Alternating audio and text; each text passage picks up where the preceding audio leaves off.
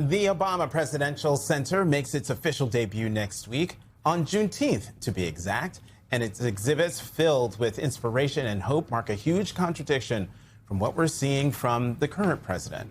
The organizers aim to represent a modern redefinition of the traditional presidential library with campaign memorabilia and artifacts on display, while also making room for public spaces like a new library, basketball court, gardens, a huge playground, and picnic area. As the New York Times points out, it is a trip to a parallel universe, one suffused in earnest talk of hope and change, not dark warnings about American carnage. One marching toward a multiracial progressive future rather than dismantling a suffocating woke tyranny.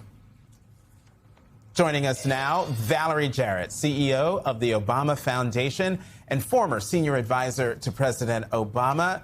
Valerie, thank you very much for coming back to the weekend. I see you are sitting inside the freestanding Chicago Public Library branch that's there on the campus, and you're sitting inside the president's reading room. Tell us what's around you in that room. It's one of my favorite spaces, Jonathan. Good morning, everyone. I'm so delighted to be on your show. What you have around are books, literature, some of the favorites of both President Obama and Michelle Obama. We also have a few photographs, iconic photos of the president, former First Lady. And it's such a special, warm, inviting room nestled in the middle of a brand new Chicago Public Library. One of the things I think that, and we've talked about this, and actually Jonathan wrote about it, so I'm just going to read Jonathan's words. That is the word that comes to mind when I think about my 3.5 hours at the OPC, accessibility. This is E2. Accessible to visitors who will surely flock to it from all over the world. Most importantly, accessible to its neighbors. The playground, sledding hill, charcoal grills, NBA regulation basketball court, 200-seat theater, freestanding branch of the Chicago Public Library, complete with a reading room filled, as you said, with the former president's favorite books and albums, beckon you to come in and stay a while. We've had you on this show over and over again as this has kind of come together. It's done. And you guys are opening this up to the public. What do you hope people take from the accessibility that Jonathan Capehart? Well, exactly what Jonathan said. We want people to feel like this belongs to them. This is such an incredible gift, Eugene, to the south side of Chicago. I grew up here. Michelle Obama was born here. The president always says it's where all good things in his adult life began. And so to be able to give this incredible investment back to the city of Chicago, and particularly the South Side that has experienced so much disinvestment over generations. It just doesn't get much better than that.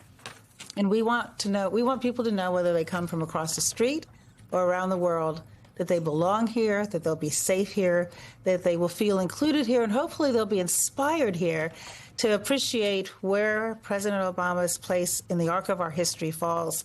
And that, as he said, which is on the script on the outside of the building, we are all tasked to do everything within our power to try to improve this incredible nation of ours. And so if we can inspire people to leave here and go back home with a little bit more hope for what they can do, how they can exercise the most important responsibilities we have, which is to leave this world a little better than we found it, then that's a success. And what our viewers are looking at right now is exclusive footage that was obtained by MS Now of the Oval Office replica inside the center. Obviously, we are looking at the reading room. I believe we also showed a footage that there we go. That's the Oval Office replica. Which you can sit in the chair. Which Jonathan did. Jonathan. That's a very coded video. But we want people to sit in the chair and just imagine what it was like. I mean, that's an important point about the entire center, is that we want people to touch it and feel and have, exhibits that are interactive so that they can see how their stories fit with the greater American story.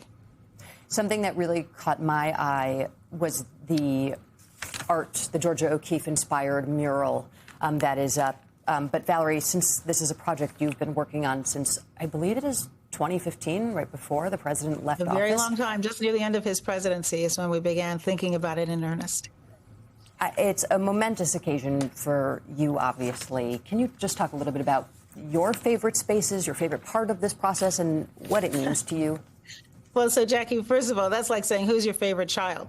So I love the entire campus. I mean, and I love the way it fits together, the outdoor spaces that are incredible and welcoming and have public art, because we wanted people to be able to enjoy the cultural aspects of this in addition to the substantive stories that we tell. I love the way that the playground is constructed so that it is soft and easy and welcoming. President Obama was in the playground just yesterday playing with some of our youngsters, and they were running up to him, and they just felt already that they owned that playground. He played basketball with some of his buddies in the home court yesterday, and exactly, seeing him taking that shot. He hit a few three-pointers, I will say. Still playing. People did get out of his way. We didn't want any busted lips going into this week. Protect the moneymaker. Exactly. Exactly. So it is intended to be fun. And we want people to feel like, I own this. The picnic tables and the barbecue grills, all of this.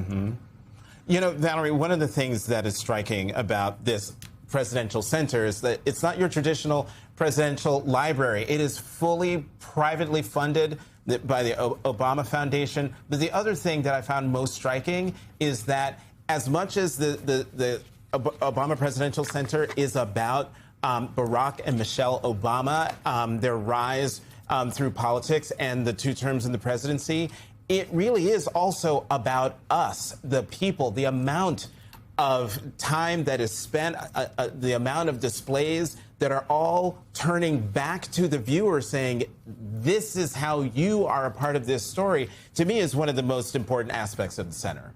Well, it was by design. President Obama wanted to, make it very clear that he stands on the shoulders of so many people who helped shape our country. We don't begin the exhibits with his presidency. We begin with the Declaration of Independence, slavery, the civil rights movement, suffrage movement, all of the different ways in which people before him fought really hard, ordinary people, working together with a common set of goals to push our country forward. And yes, it zigs and zags, and that's the inevitability of democracies. And we wanted to include that as well, as in addition to not only highlighting what he achieved during his presidency, but the work left to be done. So that when people leave, they say, okay, well, now it's time to pick up the baton and continue our role in perfecting this union.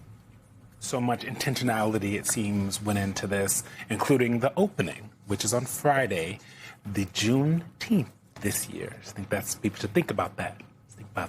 Valerie Jarrett, thank you so much.